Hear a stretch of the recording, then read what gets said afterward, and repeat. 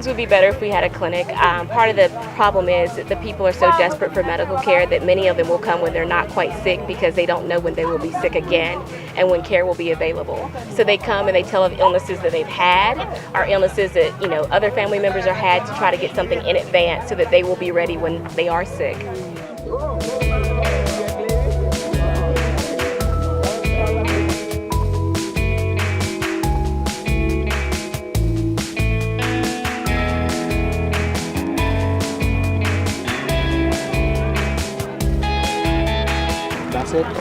We're waiting on antibiotics. 40 tonnes, il y a pour ton lot pour aller. 40 tonnes d'aide. I've had the opportunity to work in Haiti since April 2011, and as a pediatrician and adolescent medicine trained physician, it has been a pleasure to be able to serve the people in Zéranger, Haiti. We've seen thousands of patients. I can say that in a 4-day visit, we've seen over 1,500 patients at one time. There are some patients that we have seen that are tremendously sick. We've seen patients with something called pheochromocytoma. In America, they would have received surgery and medical treatment, but in Haiti, we were only able to give the patient medicine and send them home, and the consequences can be catastrophic.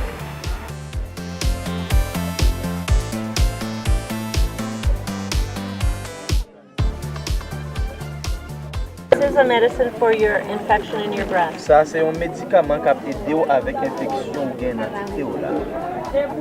You'll take 2 in the morning On va boire 2 dans le matin. and 1 at night Là on va dormir on va boire un seul until they're gone. jusqu'à ce que le comprimé a fini.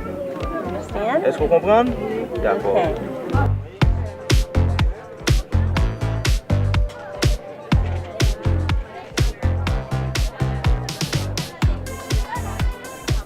This is our triage section where we are doing name, age, information concerning the patient, and we're doing the vital signs, basically the blood pressure. Oh, mais j'aimais ça. C'était moins 50 tours. Okay. Okay, we can do that. And then we take Saw a little boy the other day with a large liver, severe anemia, fast heart rate, fever, and in America he would have been, a blood test would have been done, which could have been reassuring, but here in Zéranger we sent him to the hospital in Port-au-Prince. They didn't admit him, they sent him back, they didn't do any lab tests.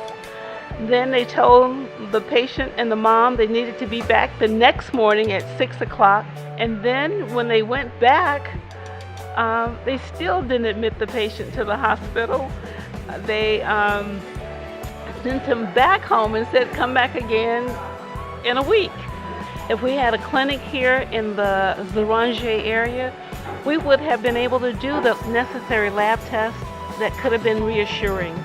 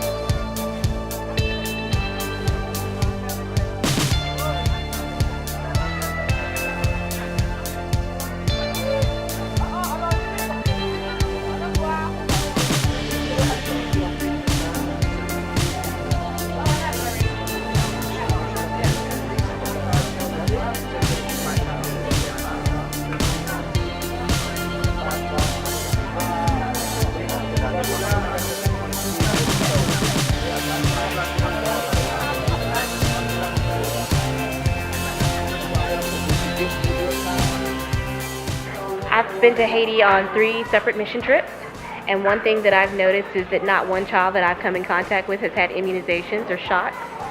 And I think all of us believe that our children deserve a good start in life. In the United States, we start out with hepatitis B in the hospital. Can you imagine being 12 and never having a shot?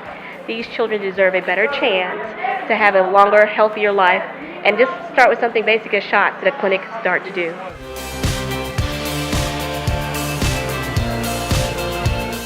We've seen women with something as simple as thyroid disease. If we had a clinic, we could have done tests to make the diagnosis and start the appropriate treatment. Oftentimes we have the medicines, but we need to do the test to confirm. There are just so many diseases that we've seen that if we had a clinic here, we would have been able to help those persons. But also, a clinic would be instrumental in preventing diseases and being able to treat patients who have already developed disease.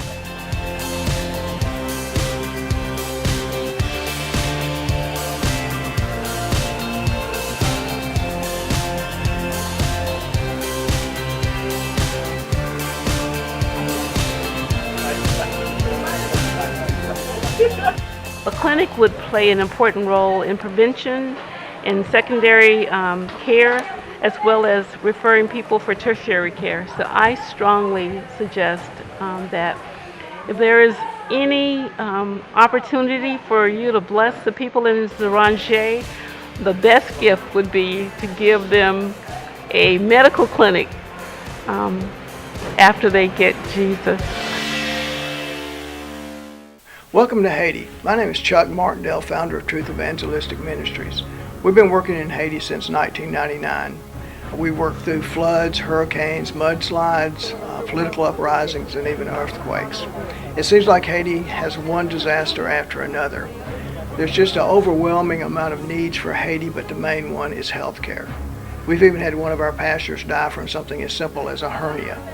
And most people in our area will go to a voodoo priest before they'll go to Port-au-Prince to a medical facility because they can't afford the cost for the treatment or even for the transportation. As you can see in the videos, we work in the remote mountains of Haiti, and our medical teams may be the only treatment that they receive, and that's only 2 or 3 times a year.